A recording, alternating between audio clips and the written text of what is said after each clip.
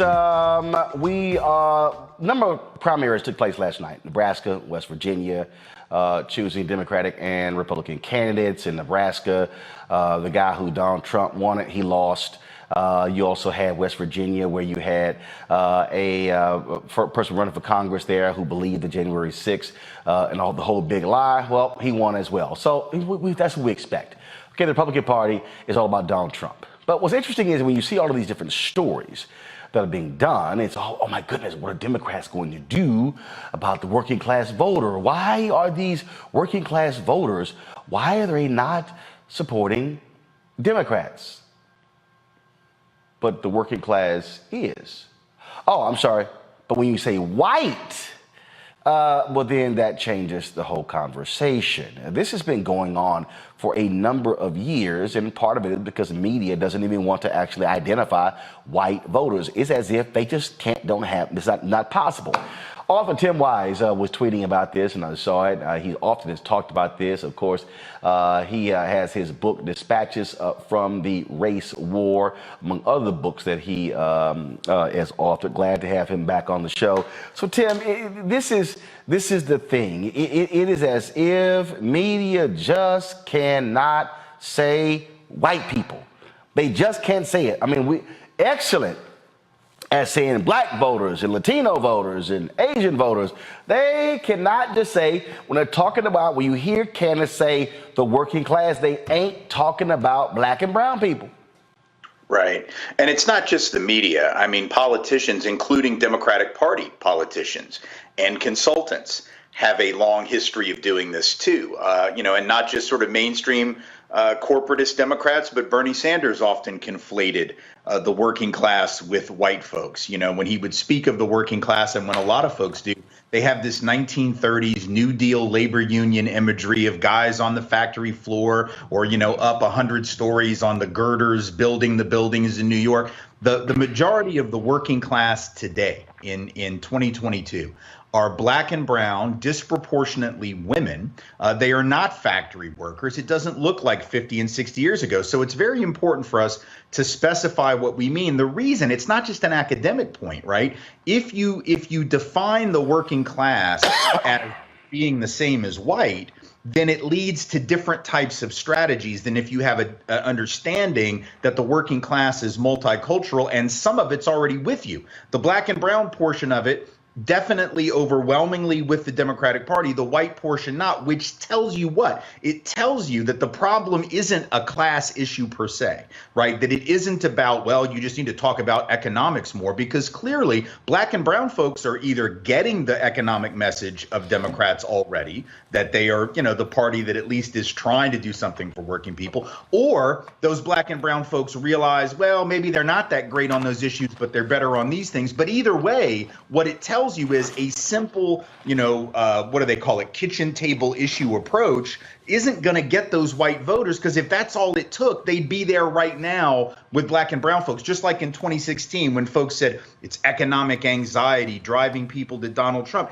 If that were true, black folks would have voted for Donald Trump in record numbers because they had the greatest economic anxiety or economic pain, but they didn't. So what is it that white folks aren't getting that black and brown folks are? Or what is it that the Trumpist Republican Party offers to those white people that the Democratic Party doesn't? And the reality is the answer is racial scapegoating. The answer is cultural anxiety. The answer is all this great replacement nonsense. How does the Democratic Party respond to that? You can't respond to it by ignoring it, by acting like, oh, we can't talk about that because they'll call it identity politics. We can't talk about racism. We can't talk about xenophobia. We can. We have to talk about it smart. We have to talk about it the way Ian Haney Lopez, brilliant political scientist, talks about it in his race class narrative project stuff that he's working on right now. You can talk about racism and you can talk about class, but you got to discuss those together, because there's a reason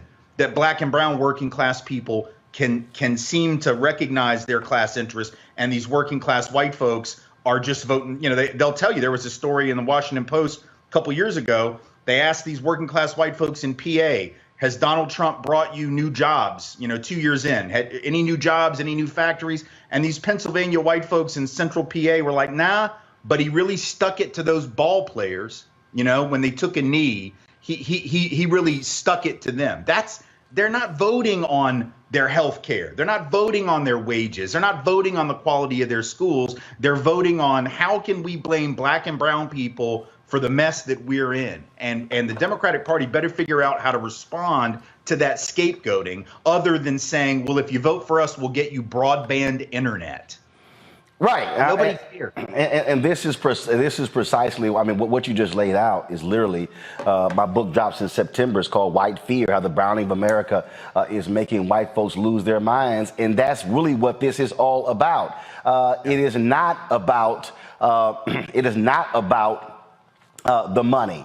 Donald Trump beats Hillary Clinton by 450,000 votes in 2016 because he was against NAFTA. So all of those workers who would say they were losing their jobs because of NAFTA. Okay, but then you come back in 2020 and then he wins it again, and you got all of these are labor workers. These are people who supposedly about unions, and they're voting against the guy. They're voting with the guy in the party that hates unions.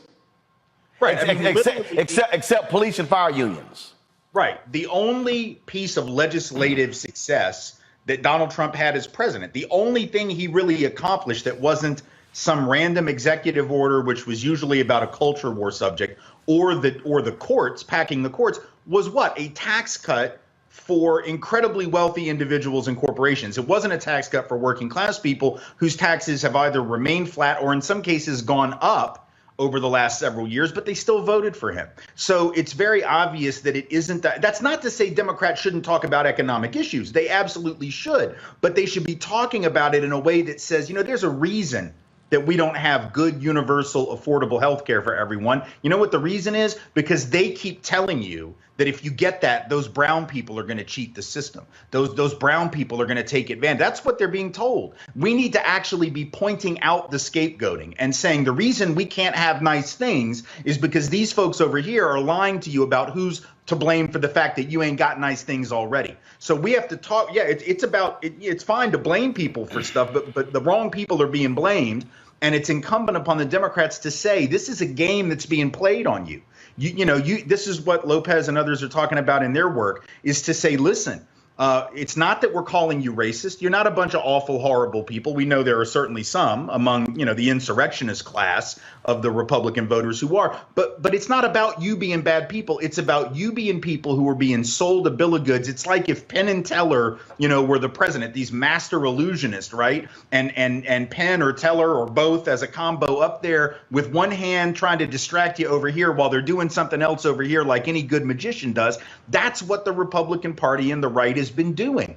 And 30 years ago, when I started doing this work in Louisiana against David Duke, we said at the time, Duke lost those elections, lifelong white supremacist, former Klan leader, but he got 6 out of 10 white people to vote for him in the Senate race in 1990. And we said at the time, y'all think this is just Louisiana, y'all think this is a Southern thing, and but my boss at the time, a guy by the name of Lance Hill, said, David Duke politics is like cocaine. It is, first off, it's white, but it's also easily concealable and transportable across state lines. And 30 years later, the politics of racial scapegoating that David Duke was working on at that time didn't quite work yet, but it worked with 6 out of 10 white folks. And now it is what MAGA Trumpist Republicanism is. It's about saying you're in pain, you're struggling, you're afraid, and these are the sources of your anxiety, of your problems, of your fears. We can just control those people, your life will be better. The Democrats have got to take that on frontally. They can't just dance around it. And take it on front, directly, I think is important. He's a perfect example.